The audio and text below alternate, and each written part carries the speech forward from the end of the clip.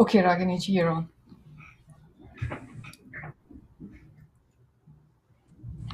Hello and welcome to the health webinar brought to you by JKYog and Radhakrishna Temple of Dallas. The topic for today's discussion is neck pain, and our guest speaker is physical therapist Dr. Sanket Kumar Vyas. Dr. Vyas is a doctor of physical therapy. He completed his doctorate from Utica College, New York, and has been practicing for the past 14 years. Currently, he manages 2 outpatient clinics and also sees post-operative patients from Baylor Scott White. A quick note before we get started, we will have a brief Q&A session after the presentation. So if you have any questions, please go ahead and submit your questions in the chat. With that, I welcome Dr. Vyas.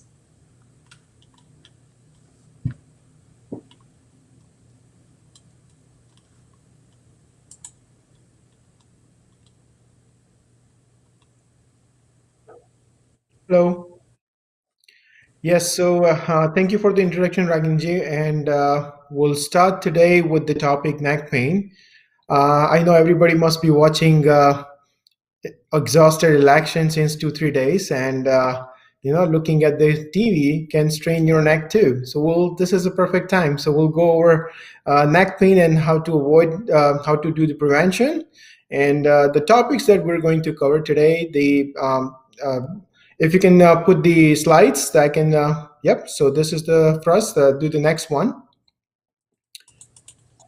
So today's agenda is I will try to cover the basic questions that have been asked, and there are many confusions among the patients that what should I do? So first I'm going to talk about the prevention. You don't want to wait till your neck is hurting. You want to start implementing all the precautions, postural training before it happens. And I'll tell you why. There are so many data that suggest that you should be doing prevention rather than waiting for neck the pain to happen.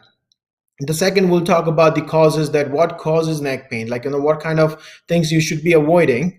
The third thing I'm going to include is a self-assessment that I try to keep very simple so you can do it at home. I'll explain in detail how to do it, what you should be careful while you're doing it, so you can get some ideas about what you can do for that. Modify behavior. So from this onward, it's very, very interesting because daily habits is biggest thing, because it's not going to happen overnight. You have to make some changes in your routine, in your daily life, to see the results. Questions like inversion table, what kind of pillow, those are the things that I've included in the presentation so you can understand. So at the end of the presentation, you should be able to tell that what kind of pillow is right for you, or inversion table good for you or not. So that will definitely, your computer desk, because most of the people are working from home right now. Exercise to improve your posture, because many times by working on the computer, people get like a humpback. So we'll talk about that. Stretch to reduce the stiffness. I hear a lot of time with the pain that in the morning when I wake up or at the end of the day, my neck is very stiff. So we'll talk about some of the stretch. All right, so first we're gonna start talking, you can do the next one. So we'll talk about the prevention. So the prevention, why prevention is better than cure. So the reason is because the neck pain is the top 5 disorder in the USA. There are 10 to 20 population affected by the neck pain. So this is more than it's a very severe condition that affects people and make them even disabled in the long run. It's just we don't bother because in a routine life, until something stops us, we don't stop. Until the neck pain radiate down to your arm, you think, okay, it will get better by itself. So we just ignore that. 30% of the neck pain turn into chronic pain. The chronic pain means that it just stays there and there. At long term, it doesn't get better in 2 or 3 months and it just stays there. 25% of the neck pain becomes recurrent pain within the year. So what it means is that, let's say you got a neck pain today, you did something, you watched some YouTube video, you got better, but then you don't follow the habits, postural awareness, and the next year you get it again. I get many times patients who says I had a pain last year. I did some exercise from the YouTube or Google and it got better. But this time I tried to do the same thing. It didn't work. So that's very common. Office workers, manual laborer, and healthcare workers are at their risk because those busy people don't think about the precautions while they're working on their work, at the job. So those are the most at the risk. Less than 20% young adult knows about the term tech snag because that tech snag is a real term now.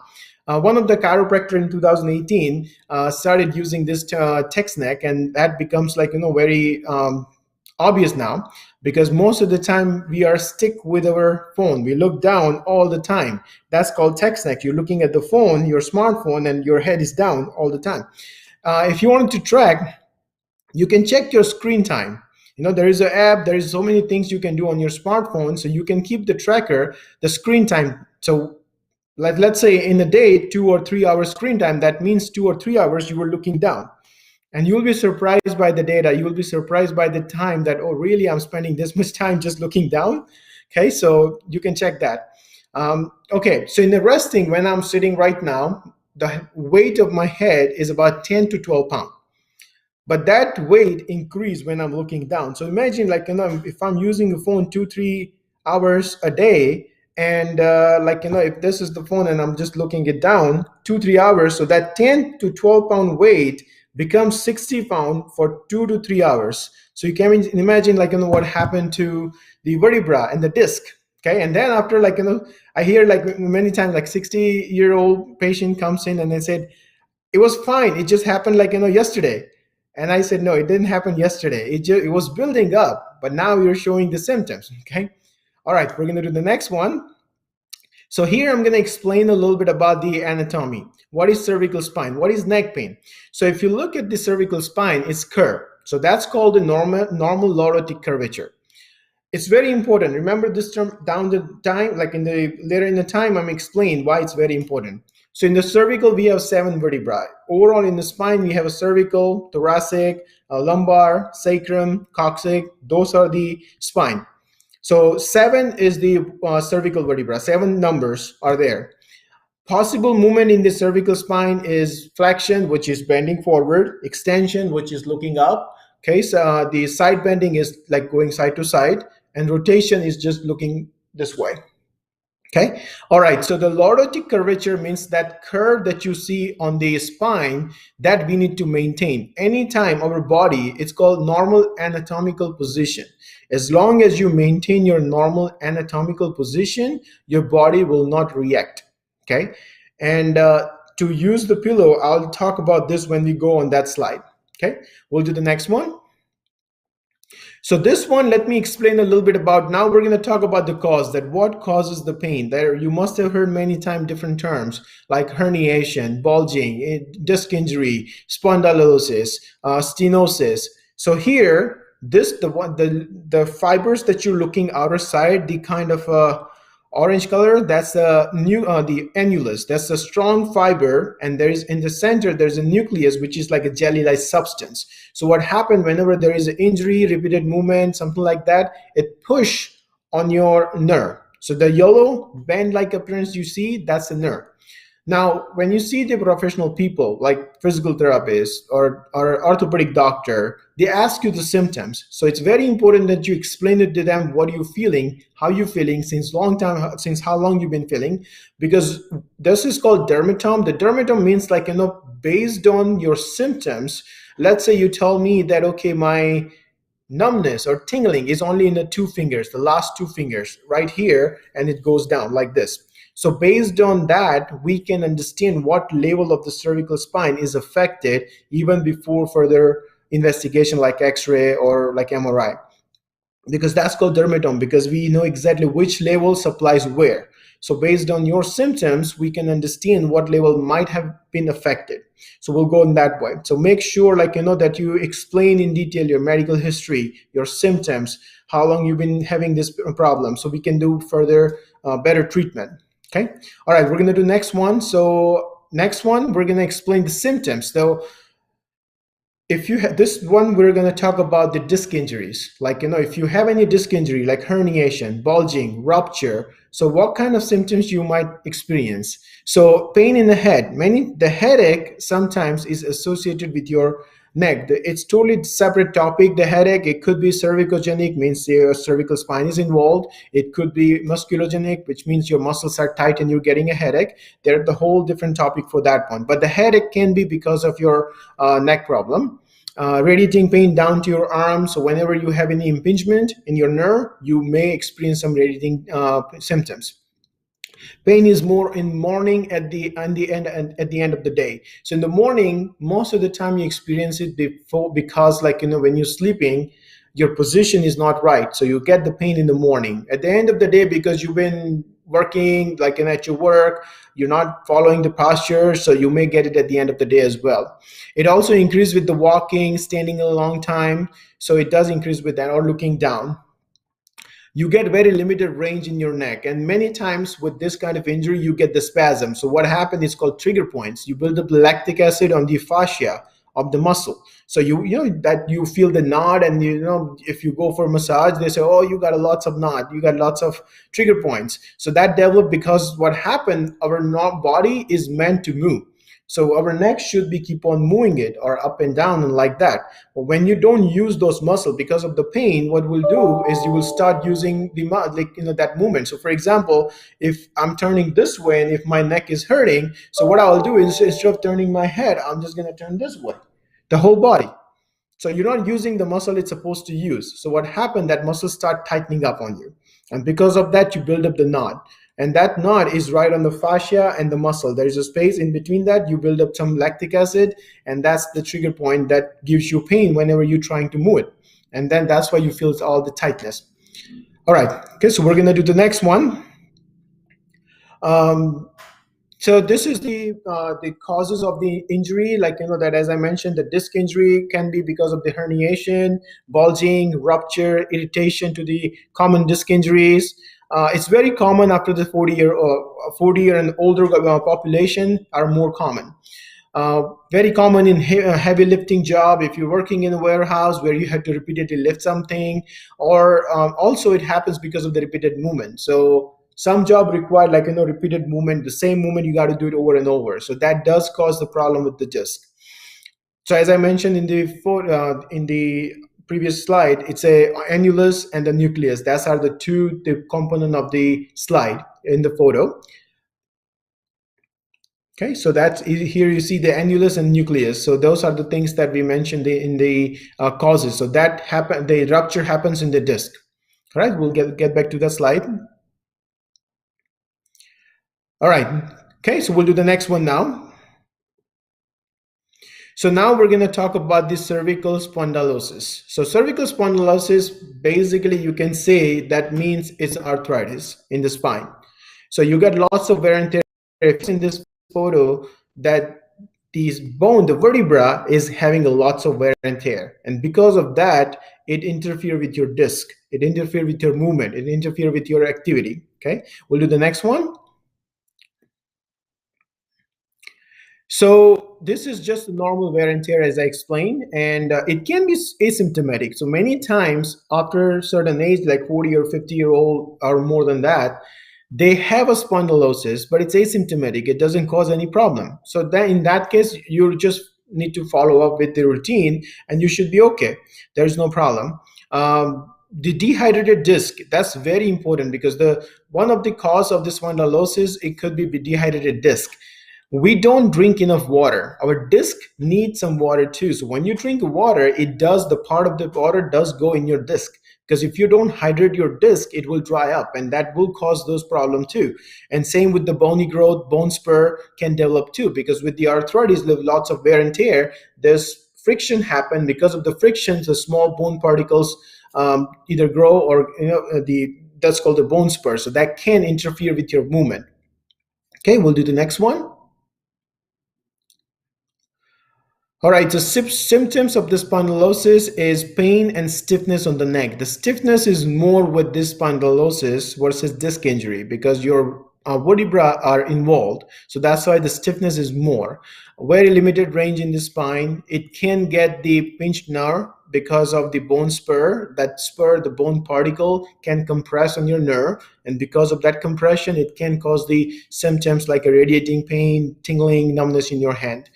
The headache is also common because whenever the spine is involved, it can lead to, if it's a higher level, it can lead to the headache.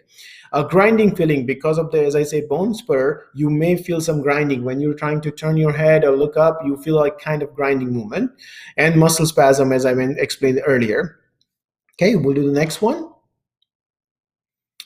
So cervical stenosis. So this is also very common. I hear a lot of time, and patients are very confused about this spondylosis, stenosis, and the other disc injuries. So the stenosis means narrowing of the lumen, like of the spinal cord.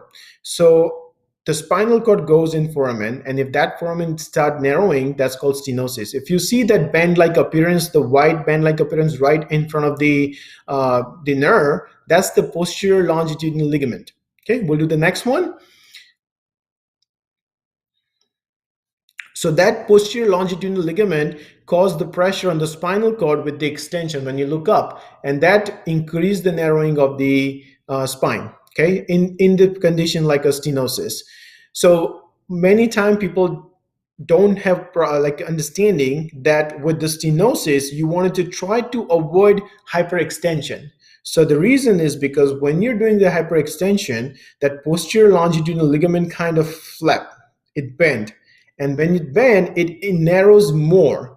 So if you already have a stenosis, and if you're trying to look up, that will cause more symptoms. So with the stenosis, you wanted to try to avoid that extension. Okay, let's get back to the slide. And mostly it affects the people more than 50-year-old. Okay, and the symptoms of the stenosis can be like this one. In severe cases, it can affect your bowel and bladder dysfunction. It can really affect that one. So if that happened, definitely you wanted to seek the doctor. Weakness, tingling, numbness can be a symptoms as well. And it can affect your motor skills like buttoning or writing, because you start getting the weakness in your hands. It's called the myelopathy, myeloma. So basically what happened that it affects your nerve, and when that affects your nerve, it start getting more symptoms in the hand, and you start getting weakness. Okay, so that's a stenosis. We'll do the next one. So now tips to reduce the pain. So all these conditions that we discussed, so what you should do to make sure that you don't get a pain in that kind of situation. So let's say you already got the condition. What you need to do is to avoid repeated neck movement and heavy lifting. So you have to make some modification in your lifestyle. If you're having occupation where you required some heavy lifting or repeated movement, you have to find some modification to do the job without causing any neck pain. There are you can definitely consult with a physical therapist or doctor, and they can talk with you about what kind of modification you can do. There are so many things available in the market that you can discuss with their professional people, and they can tell you how the modification can be done at your work. That's the occupational thing that we can definitely help you with that one. Okay, let's get back to the slide.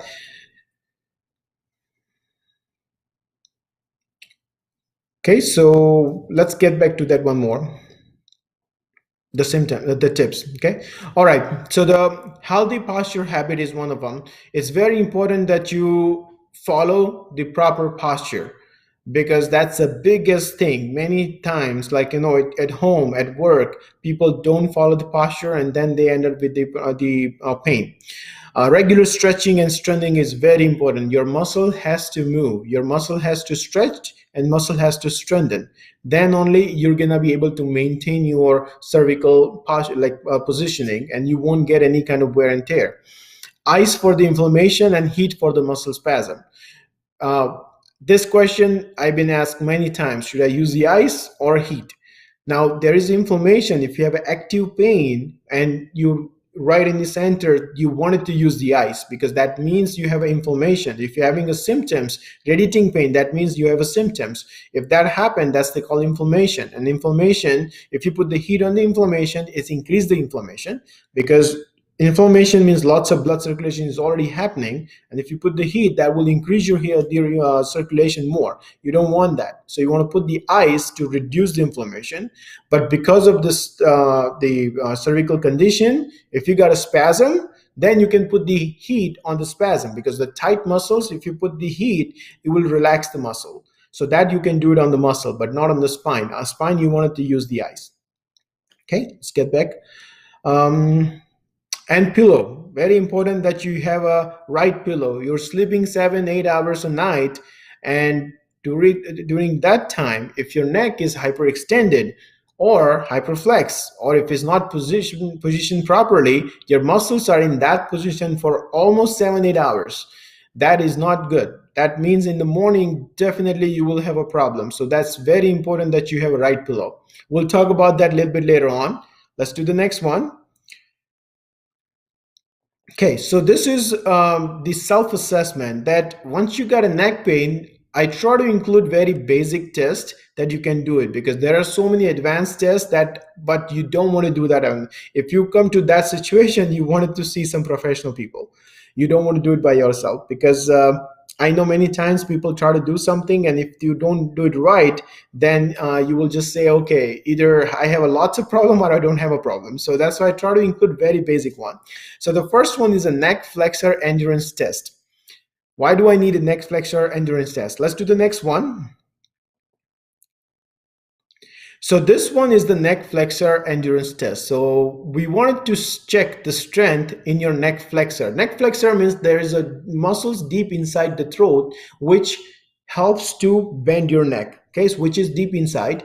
That is very important to maintain your posture. If you don't have a strength in this muscle, there are likely that your neck is gonna be in not right position. So that's why to check the endurance, that how strong is your muscle, we do this test. So what this test, as you see, you lay down on the table and you're gonna do chin tuck. Okay, so you're not simply lifting your head up, you're kind of, your chin, you're going towards the chest. Okay, let's do the next one. The next one is the steps.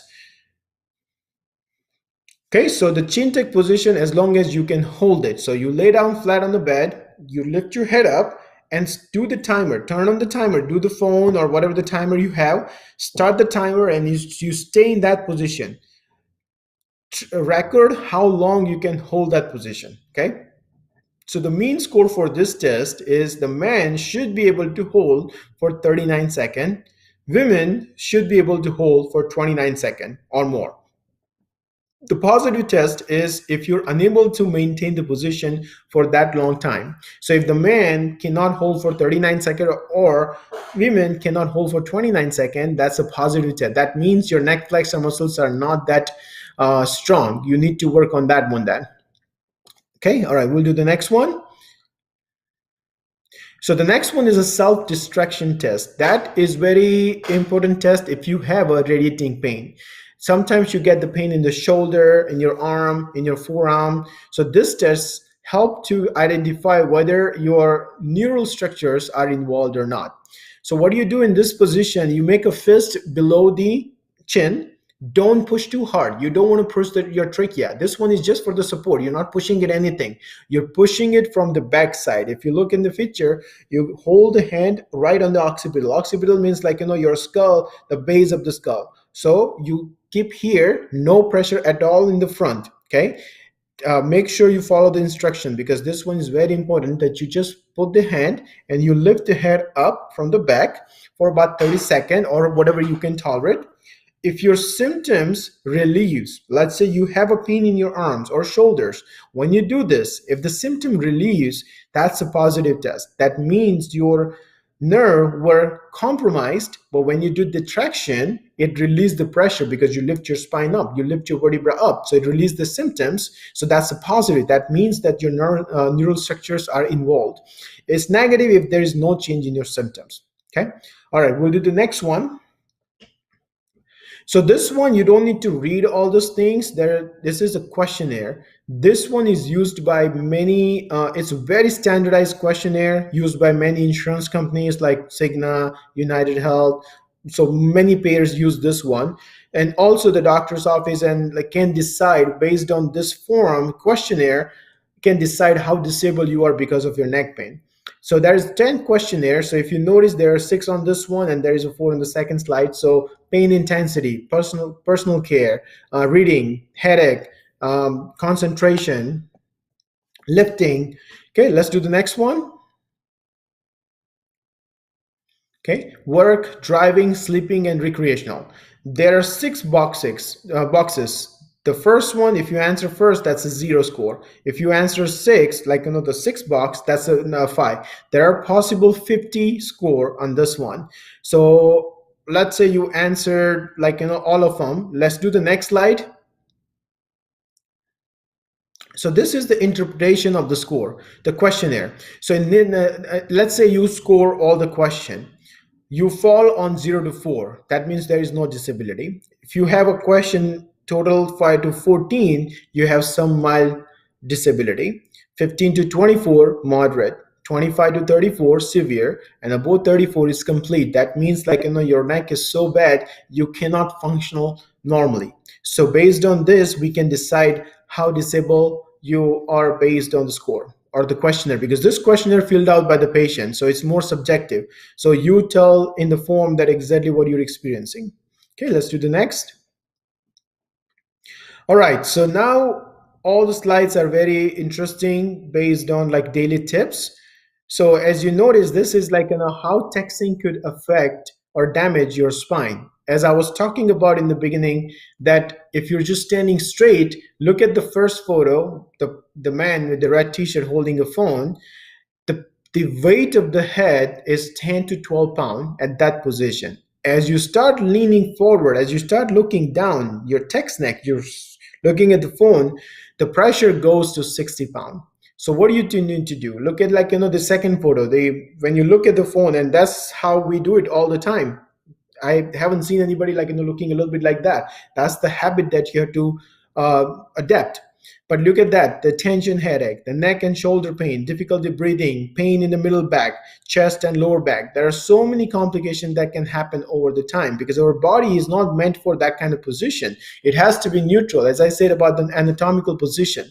So you wanted to make sure you adapt or change behavior like that. Okay. All right, we'll do the next one. Now, bag lifting technique. Mainly the women, they hold their purse and they put so many things in that. It's so heavy. Don't want to do that. You don't want to carry, if you're going to hold something long, very heavy, don't want to carry it on the shoulder. Okay, backpack is the best thing if you're going to carry a lot of weight. In your routine life, you should not have a lot of things in your purse. The basic need, you can have it in the purse. Look at the first picture. I bet some once in your lifetime you must have juggle like that, trying to get some bags and take care of the kids, and definitely that affects your posture. But the next photo is the wrong posture too. If you're lifting some bag, obviously you're going to lean on the other side to compensate the weight, so that is not good. So definitely that weight is not good. So you want it to hold with the both hand then to maintain the posture. The third photo is the right position for the back technique. So if you're having the purse, the cross holding is the best position because the weight is distributed throughout the spine. So in that way, you don't get the pressure on your only one side of the body. Okay. All right, we'll do the next one. All right, this is working from home tips. Right now, I know because of the pandemic, most of the people are working from the home. So I wanted to make sure that I give you some tips to make sure what modification you need to do. Environmental setting. You got to make sure that where you're sitting, where you're spending, this is your office now. When you're working from home, that's your office. You have to make some modification. Make sure that there is enough space surrounding where you can stand up and stretch yourself. Ergonomic chair, lumbar support, neck support, very important. Remember I told you about that lordotic curvature in your spine. So your lumbar support or neck support has to, so lumbar and cervical spine has a normal lordotic posture. So you wanted to give support, put the pillow or something to maintain that posture. Okay, so your chair should be that it supports your neck and your lumbar. Computer station eye level, it has to be at normal eye level. You don't want to do two down, you don't want to do two up. Okay. Keyboard and mouse setting, your keyboard and mouse has to be neutral, that your elbow is 90-degree flex, so it's not up, It's not too low, because if it's too low, you're gonna lean forward. If it's too high, your shoulder will be up like that. In the next slide, we're gonna show you how the posture should be. The footrest. Okay, let's do the next one. So here you see, like, the eyesight. The first of all, the computer should be high, so you're not looking down, you're looking straight. Look at the position of the keyboard. So the shoulder and arm is really neutral position. The first photo, you will see, like, it's extended. That's not good. That does affect your shoulder or cervical. So you want to keep it neutral. Look at the back support. So it's properly, the lumbar is properly supported in this chair for sure, which is good. Now the height of the chair. So if the person is short, if the chair cannot adjust too much, get the stool. So your leg, your hip and knee has to be kind of a 90 degree. So you don't want to slant it in the chair. You don't want to slide. You want to maintain that position. Okay. All right, let's do the next one. Okay, so the workstation stretching. It's very important that you stretch every couple of hours. Okay, so 2 to 3 hours, you want to stretch yourself. The stretching that I explained here in the photos are very basic one. Okay, so the first one, you stand up from the workstation, you hold a chair or a counter if you have a counter, and just stretch yourself like straight. What you're doing right now, you're pulling your shoulders and your neck and your back, you're stretching in that position. The second one is you're holding the door. You don't need to put the leg on the chair. You can just keep it down, but just hold the door and just go on the sideway. So you can stretch on the side. The third one is your rotation, the neck rotation. So you want to just gently just turn and hold it. Okay. The fourth one is the thoracic extension. So you wanted to make sure you hold it like this and you stretch it like that. Make sure your chair it's properly supported. You don't want to fall back. So you have to be a little bit sturdy chair for that. Okay. The third one is chin tuck. So basically you're gonna do like that. And the sixth one is side stretch. So you're just stretching on the side. So let's say you do 20 seconds of each position. It will take you only 2 minutes. Okay. So the 20-second, 6 stretch, 2 minutes. So 2 minutes can save your too precious neck. Okay. So put the alarm in your phone every 2 hours or 3 hours. Do this 2 minutes. Spend 2 minutes for your neck. Okay. The next one. All right. The bone step. Follow 20-20-20 rules. Okay. So look 20 feet away for 20 seconds every 20 minutes. You won't believe there is an app for it. Okay. So they 20-20-20 rules. There is an app. So you download that. You literally Google it, 20-20-20 rule app. You can download the app and set all you got to do is just log in. It will remind you every 20 minutes to look up and look 20 feet away. It will the alarm will go off, which is good because you want that. So just a tip. Make sure the cold, this is very important. Many people don't know this one. Make sure the cold air from the air vent is not coming on your neck. When you're sleeping on your bed, we have sometimes the air vent right on the bed, like above the bed. Okay, so when you're sleeping and if the cold air is mainly in the summertime, if the cold air is coming on your neck throughout the night, the cold will make your neck stiff. So in the morning, when you wake up, you are gonna feel stiff. So look for the position, wind. And if it's coming like that, you got to change your position then. Stretch your neck regularly. Of course, you want to make sure, as we discussed about the stretching, drink enough water. As we discussed earlier about the disc, that you got to make sure your disc is hydrated. Avoid sudden movement. This is big too, because many time that when you're trying to turn and you catch the muscle and you hold the neck for 2 days. Okay, I don't know what I did. It's just got really stiff.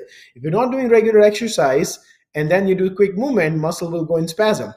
Get regular massage, dry needle, and acupuncture is very, very efficient. There are so many surveys, so many research out there that that suggests that the dry needling or acupuncture really helps to reduce the spasm and all.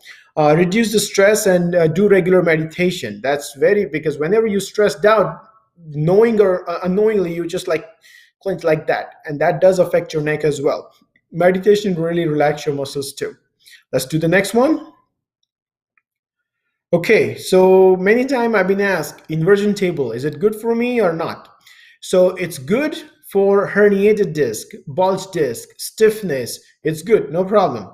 but it's not good for the spasm. If your muscles are tight already, if you're going to do, because see, the concept is when you do the inversion table, you get some traction in your neck, in your lumbar. Whenever you get some traction, your muscle will think that spine is vulnerable, tighten up to protect it. Okay, and that's how you get the spasm. So if you already have a tightness, you feel lots of tightness in your neck, you don't want to do that. If you have osteoporosis, you don't want to do that. If your bone is weak and if you're trying to pull it, that's not good. Or any fracture, many times there are hairline crack associated with the vertebra. If you have that condition, you don't want to do the inversion table. Okay, all right, let's do the next one.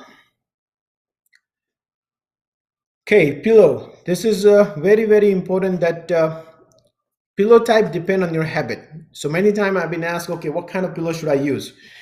There is one, it can one size fit shoes fit all, then why pillow? Because everybody is different, everybody's size is different, everybody's neck is different, everybody's habit is different.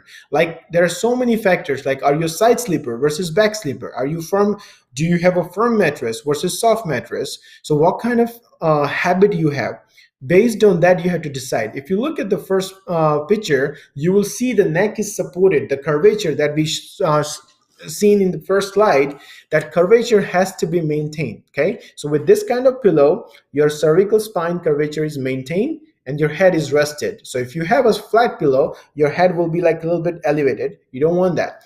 Now, if you notice, this pillow is a little bit smaller because this person is a back sleeper. But if you're sleeping on the side, so you have to feel the gap between the head and the shoulder. So that thickness has to be maintained. You look at the spine, it has to be aligned. If your pillow is too thin, you're going to be like bending on the side. If it's too high, you're going to be lifting your head up. So it's very important that you do that.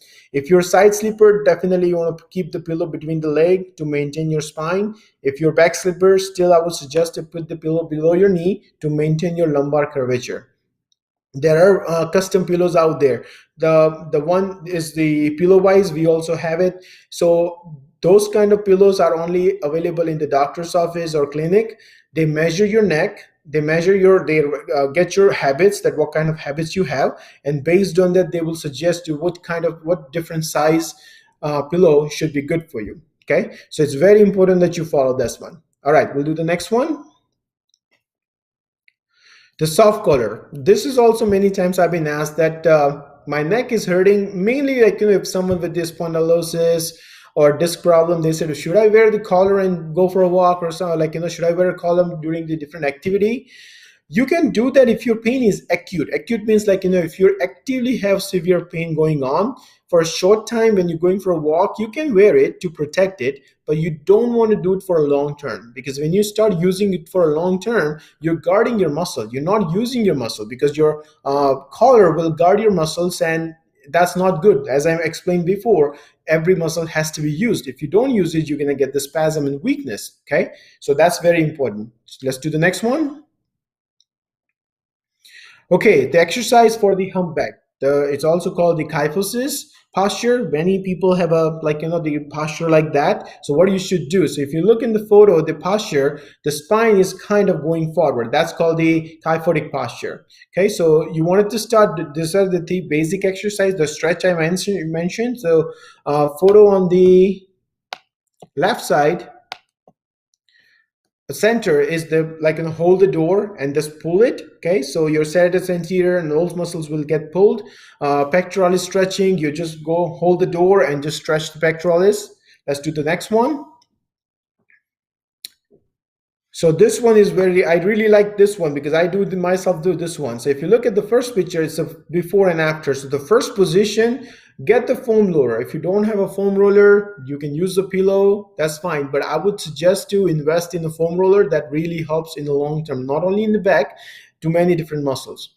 So what you're doing is bend your leg, and then your foam roller has to be right on the thoracic or lower cervical or upper thoracic spine, and you're extending it. So it really stretch your upper thoracic.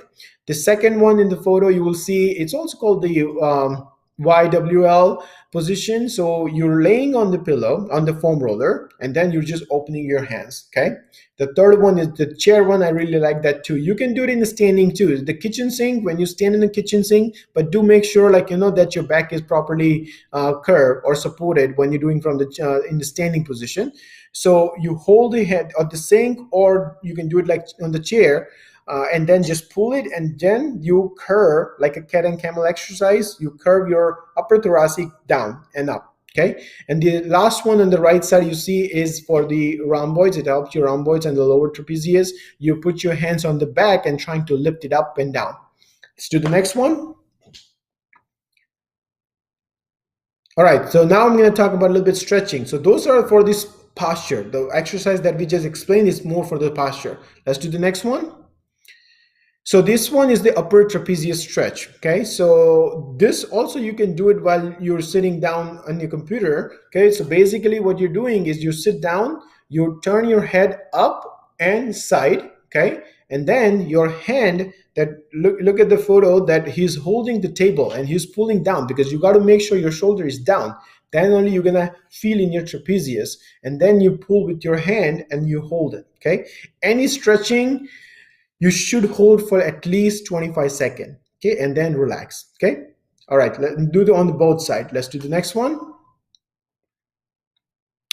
This one is a thoracic extension that we discussed, like I showed in one of the photo in the posture, where you want to make sure your chair is smaller, like the backrest has to be at the thoracic level. If it's a high back chair, it's not going to work. So you want to get some sturdy chair, make sure you sit properly, your back is against the chair, and then you're kind of going extension from the thoracic. Okay, all right, let's do the next one. This one is the upper thoracic stretch, and also it helps you with your rhomboids. Okay, so rhomboids is the muscle between your scapula, your shoulder blade. Okay, so in this one, basically you're holding your hand, you're pulling it forward, okay, and then you look down and lift it up, and you hold for about 25 seconds. Let's do the next. Passive cervical retraction. This really helps you to improve your glide in your cervical spine. So you got to make sure you put the roll towel. Should not be too high, should not be too low. It has to be enough big to support your cervical spine. And then you're doing the chin tuck like that in the laying down position. Okay, let's do the next. Okay, next. Now we're going to talk about the exercise. This is very, very important exercise. It's called SNAG. The full form is the Sustained Neutral Epiphyseal Glide. So what it does is, in this position, you hold the towel, one hand you pull it down. The pressure is down. The other hand, you turn the head. Don't try to pull it like forward. You turn the head with the other hand, and then you're just trying to get the glide. Okay, so this is very, very important. Like, people with the stiffness, this really helps. Okay, so in the morning when you're getting stiff, or if you're working on the computer and you forgot that stretching that I explained, then you want to do this one. That will help you to improve your range as well. Immediately it will increase your range. Okay, let's do the next. Okay, Superman pose. That really helps your back and upper back both. Okay, so you lay down on your stomach on the bed, and then you're gonna lift your hands and back and try to hold for about 10 seconds and then relax. Okay, about 4 or 5 repetitions is good. Let's do the next one. All right, so this one is very basic exercise. Does not matter what condition, but this one is very helpful to strengthen your neck muscle. This is called the isometric exercise. What it means, the iso means same, the isometric, metric means like same length. You're not changing the length of the muscle. Okay, so you're just pushing against your hand, or when you lay down, you can do it in the laying position. You push on the pillow. You can go on your back, push it back. Go on your stomach, push it forward. Go on your side, push on each side. Hold for 10 seconds. Do about 5 repetitions. That will really strengthen all the neck muscles. Okay. All right. Let's do the next. Wall angel, YWLT. So this one is like you stand against the wall, okay, and you're gonna go all the way up. So basically, this is Y, okay, this is W, okay, this is L, okay, and the T down as well, okay. So YWLT, this is really helps you to improve your all the shoulder girdle, your upper back muscles that really strengthen. So this exercise is also very helpful. Okay, let's do the next.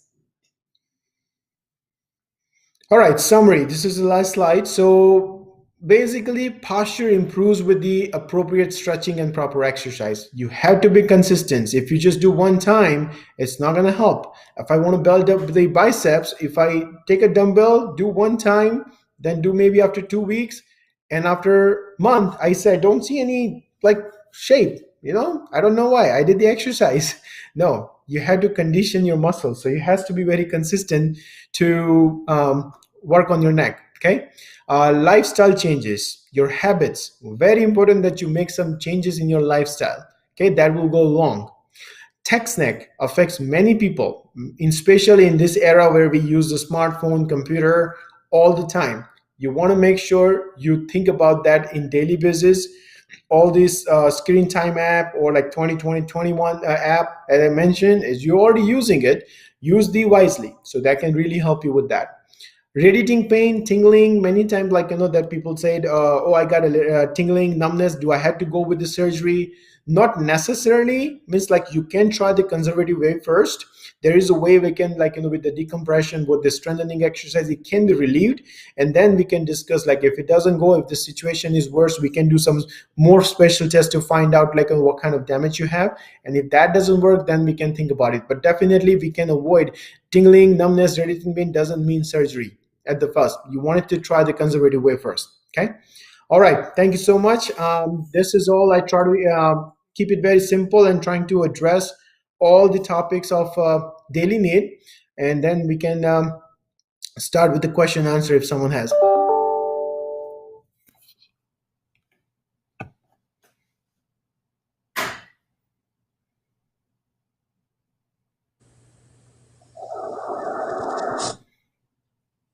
Our first question is, are back pain and neck pain related? Because I have both lower back and neck pain.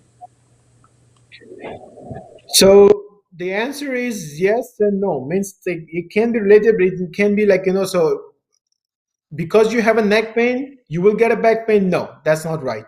Or if you have a back pain, then you were going to get a neck pain. No, that's not right too. But if you have some bad habit, the posture, bad posture, you're not doing regular exercise, or you're not addressing those things, then it can lead to back pain and neck pain. But it's not like, related. It's not like if you have a back pain, you will get a neck pain, or if you have a neck pain, you will get a back pain. No. Okay, thank you. The other question is, what if we don't use any pillow? That's fine. I don't use pillow, but that depend on your mattress, because I have a memory foam. Okay, so my memory foam is a way that when I lay down, my body goes down and my neck is supported. So when you lay down, you have to understand what you can do. My tip is that when you lay down on the bed, have someone take a photo from the side. Okay, so when you take a photo, look at the position. You saw the slide and how the head and body was aligned. So look like, if your head is going back too much or up too much. So when you take a photo, and that you can then compare it, like you can see, oh, now I'm going up. That means, yeah, that's like, definitely higher. Or if you're going a little bit extended, that means you need a pillow. Because so based on that, you can decide. But yeah, you don't necessarily have to use the pillow. But again, as I said, it depends on your mattress. It depends on your habit. The next question is popping the neck advisable? Many times people do pop. The popping means like, you're releasing the gas between the disc. Okay. So there is no problem with that one. But after some times, when you keep on popping all the time, you won't see any, like, initially what happened when you pop it, oh yeah, it feels good. But after it becomes a habit, you won't feel any difference. You will just like, popping. But there is no problem, like there is no adverse effect on cervical spine, like, not on the vertebral, like, the quality. So that's okay, but it's not advisable to do it all the time. Okay, the next question is, we sometimes deal with neck pain due to bad sleeping posture. So, can you comment on sleep posture do's and don'ts? Yes, so the do's and don'ts is very important when you sleep. You keep the pillow. If you're a back sleeper, you have to keep the pillow under the knee. Why? Because when you bend your knee has to be bent enough that your lumbar is flat on the bed, so it's resting. Okay, so it's in neutral position. If you're a side sleeper, you want to keep the pillow between the legs. Why? Because when you don't have a pillow and if you go on your sideline, you're crossing your leg a little bit like this way. When you cross your leg, your spine is going this way too. So when you stay in that position for a long time, in the morning you are gonna get a pain. One side is pulled and the other side is not. In the neck, you want to make sure that, as I said, the pillow, as I was explaining in the slide, that right pillow is very important. Um, what I do is when I sleep on the back, I don't use pillow, as I explained earlier. If I go on my sideline, because there are many times people sleep like half a night, they sleep on the back and then they toss and turn, they go on the side. So if I'm turning, I use the pillow. So it become a habit now. Okay, so I'm sleeping flat on the back, no problem. I'll sleep like without pillow. But if I'm going on the side, then I'll put the pillow, because if I go on your side, I need to fill that gap. Okay, so those are the things that you wanted to make sure you follow. Okay. The next question is, can we tell if any of these symptoms of neck, back pain relate to sciatic pain or issue? Yes, the sciatic is the name of the nerve.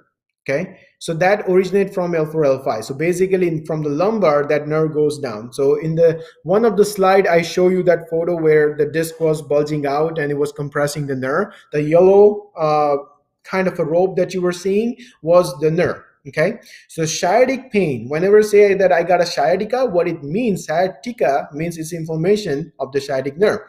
Whenever you're compressing your spine, whenever you're bulging, this happen, it compress on your sciatic nerve, or if your that particular level is affected, that compress your sciatic nerve, and because of that compression you start getting the symptoms down to your leg, because sciatic nerve is the longest, it's a long nerve that goes in your leg.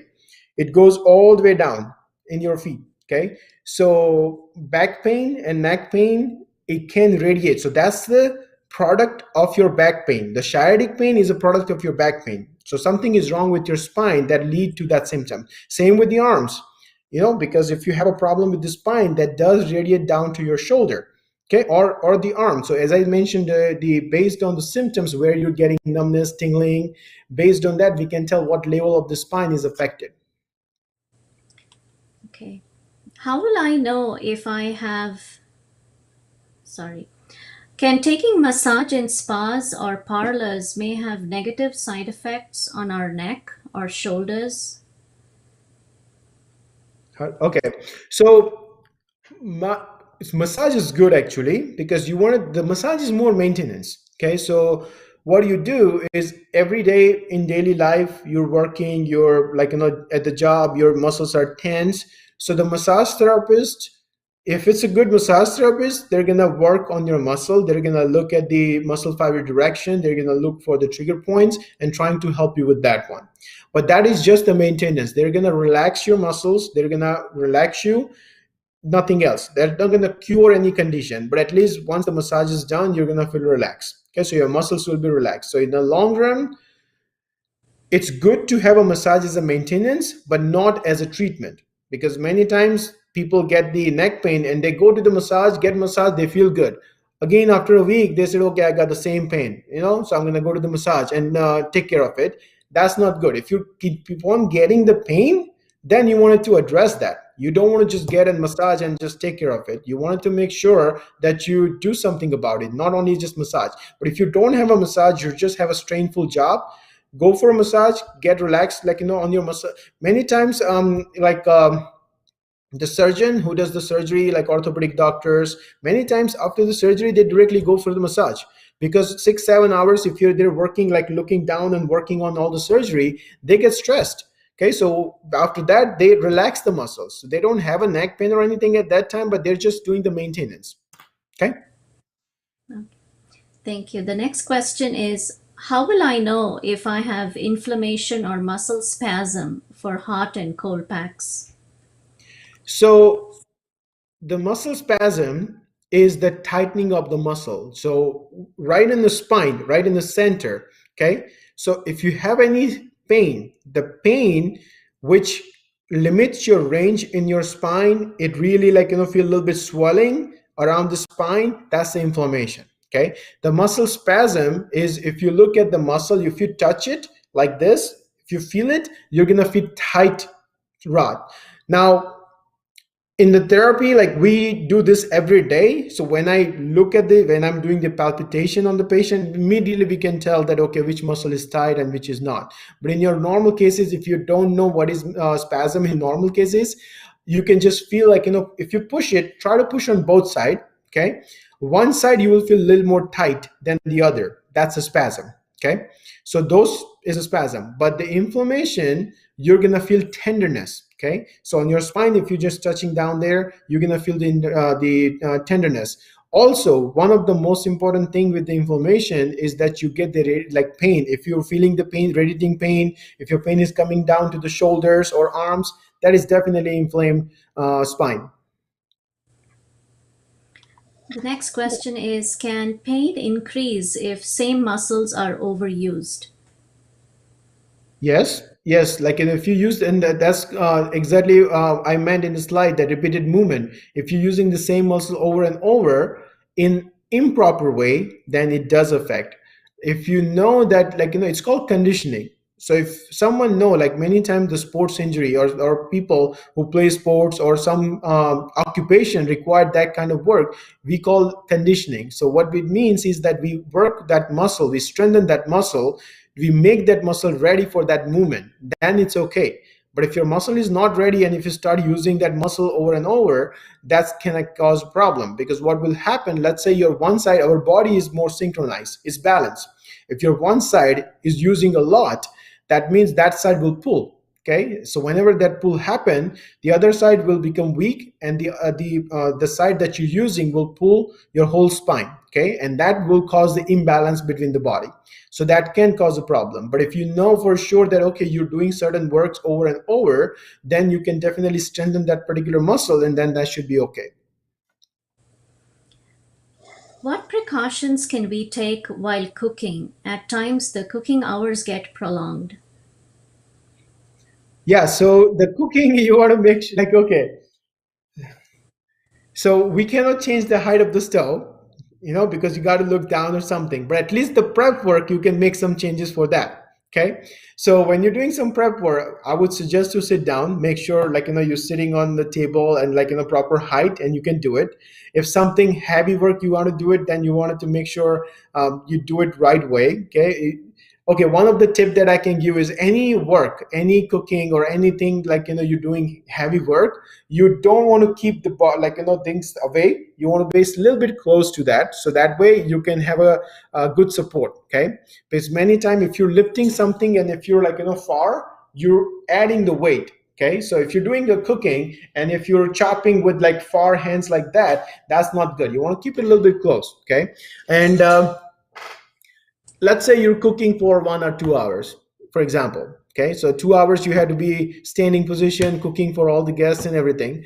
So same rule apply for the computer users. You wanted to stretch your muscles every 15-20 minutes. If you know that you're going to be standing there for 2 hours, okay, you want to make sure 15-20 minutes, take 20-second break. Okay, just 20-30 seconds, and just move your neck side to side. Okay, just move your shoulders, and that will really help you. Believe me, these small tips can really help you to avoid the pain or stiffness in your neck. Okay. The next question is, I always sprain my back when I lift heavy things the wrong way. Please suggest the best posture, or do I have to avoid it due to back pain many times? So let's say I'll talk about two things. If you have a pain and if you don't have a pain. If you have a pain, definitely avoid it. If you have a pain, that means your pain is active. It means there is possibility that you have inflammation. And if there is inflammation, so to understand the inflammation is the swelling. Okay, so the one of the symptoms of the inflammation is swelling. So in your disc, it swells up, that compress your spine, that compress your nerve, and you get more symptoms. So if you have an active pain, and if you're trying to lift something, it's gonna make it worse. When you have a pain, you don't want to lift it at that time. Okay. But if you don't have a pain and if you have to lift it, the lifting technique. Last time I did the presentation on back pain, so I did go over like it's a lifting technique, but I'm gonna still kind of explain right now. So what you need to do is, one, use your legs and knee. Okay, don't use your back. Okay, so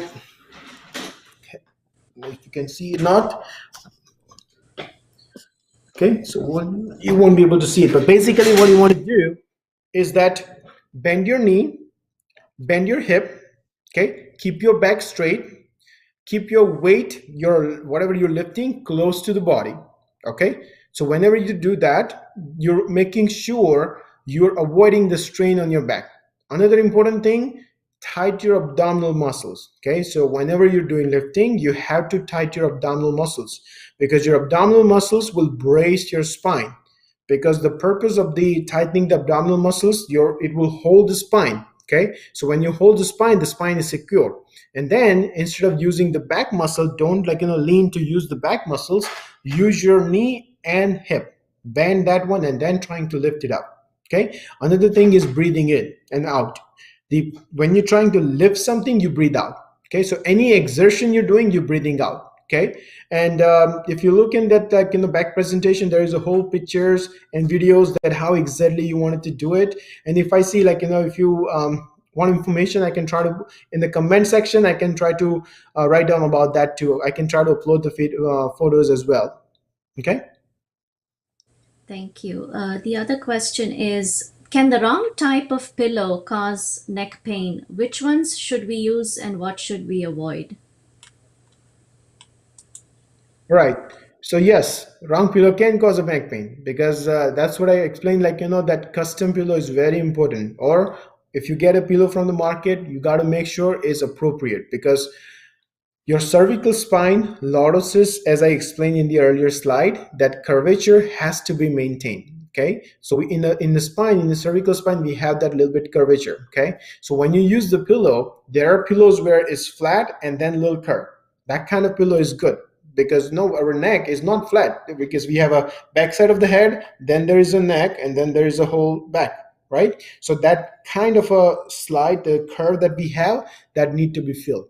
So it's very important that you get the right pillow. To get the right pillow, as I said, in there, one company that I know that we do it, it's called Pillowise. Okay, Pillowise, Wise. You can go on the website, and they have lots of locations, and you can only get it at the clinic. You don't get it in the store. No Amazon, no Walmart. The reason is because you go to that near clinic, whatever you have, they will measure you. Okay, so when we at our clinic also, we do that one. So what we do is we measure from shoulder tip to shoulder tip, so we know exactly how width of your shoulder. We measure from your mustard process, from here to here, that what is this length of from here to here. Okay, we ask the questionnaire, we measure the circumferences of the neck. We ask the question, what kind of habit you have. Are you back sleeper, side sleeper? What kind of mattress you use? Is it soft mattress, firm mattress? Based on that, the material, the size is differs. Okay, so it's very important that you get that. If you don't want to do that, you can get the ready-made pillow from the market, but you want to make sure you have a right height. So as I mentioned to the other person, when you lay down, take a photo from the side. Okay, ask someone to take a photo from the side. What you are looking for is the straight posture. Your neck should not be lifted, or your neck should not be extended. It has to be neutral. As long as your neck is neutral, you're good. Okay. Thank you. The next question is, with virtual learning, children are spending more time in front of the computer these days. So, what preventative measures would you suggest for them to avoid neck pain? Yes. So the most important thing is the height, because I know that many times what we do, that we don't have a time. So whatever the chair we have, we just say, okay, let's just sit in that one. And that does affect, because what happened when they sit down, sometimes the chair is too low. Okay, and the computer is high, and then trying to their hands is all the way up. Okay, so either you get their chair, the normal, the small chair, and they create the whole workstation for them, because you know that they're going to spend a long time with the virtual class, because right now there is no certainty. They're going to use, like, even my daughter, I have a 6 year old, she's doing the class regularly online. Now, she's not going to the school right now, doing all the virtual. So we're making sure that we assign her a station. We're making sure the chair height is proper. If it's not height proper, you can put the pillow to increase the height. Okay, put the stool or like something on the bottom so their feet is not hanging. Because what happened, they just, like, the leg is just hanging. That does cause the strain on the back as well. The computer or iPad, something has to be a little bit far.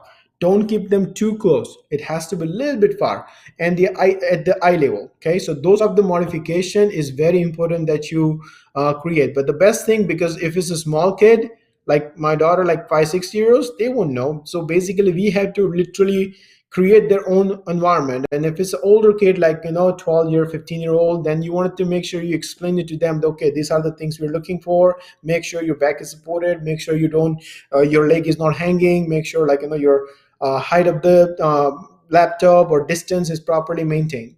Okay, so a little bit education is needed for the kids too. Great. Thank you, Dr. Vyas. With that, we come to an end of our health webinar today. On behalf of Radhakrishna Temple, I would like to express our appreciation to Dr. Vyas for an insightful presentation on the causes, symptoms, and treatment of neck pain. I'm sure our viewers found it beneficial. I would also like to express our gratitude to Dr. Khandelwal, without whose initiative and effort this program would not be possible.